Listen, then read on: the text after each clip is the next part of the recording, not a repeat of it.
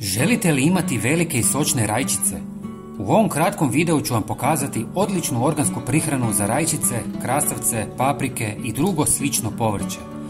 Ova prihrana je bogata sa svim najvažnijim mineralima koje biljke trebaju, a to su kalij, fosfor i dušik. Osim kao prihranu, možete ju koristiti kao zaštitu od insekata i gljivica poput pepelnice i plamenjače.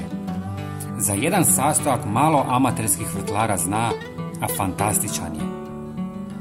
Prvi sastojak je riža koju ćemo samljeti u mlincu kako bismo dobili prah i na taj način se puno brže razgrađuje u vodi, a iskoristivost je bolja i do 500%.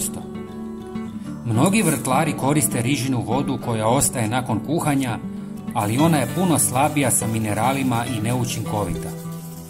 Riža sadrži kalij, fosfor, cink, željezo, selen i druge minerale.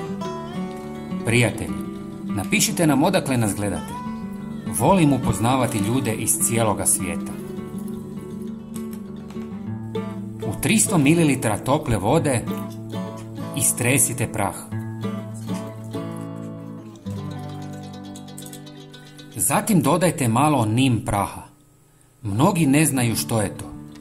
Nim prah proizvodi se ekstrahiranjem iz sjemenki ili lišća nim drveta, tropske biljke poznate po svojoj upotrebi u tradicionalnoj medicini i poljoprivredi. Ova biljka je široko prihvaćena u vrtlarstvu zbog svojih insekticidnih, fungicidnih i pesticidnih svojstava. Korištenjem nim praha kao prirodnog repelenta protiv štetočina ne samo da se štite biljke od infekcija, već se i poboljšava struktura tla, potiče rast korisnih mikroorganizama te povećava otpornost biljaka na stresne uvjete. Možete ga kupiti u svim trgovinama sa zdravom hranom. I zadnji sastojak je jedna žlica taloga od kave koji sadrži oko 2% dušika, kao i različite količine fosfora i kalija, koji su svi vrlo važni za rast biljaka rajčice. Istraživanja su pokazala da mikroorganizmi koji se hrane talogom kave suzbijaju uobičajene bolesti rajčice. Sve promiješajte i ostavite 24 sata na sobnoj temperaturi.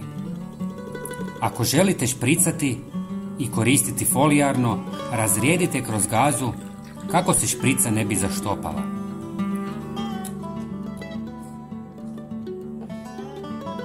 Razrijedite sa 3 ili više litara vode, ovisno koliko ste sastojaka koristili. Obično ide oko 3 litre vode na jednu žlicu. Sada ste napravili vrhunsku prihranu, ali i zaštitu od bolesti i štetnika. Prskajte ili zalijevajte biljke 2 puta mjesečno. Prijatelji, pogledajte i naš sljedeći koristan video na vašem ekranu. Hvala vam puno. Pozdrav!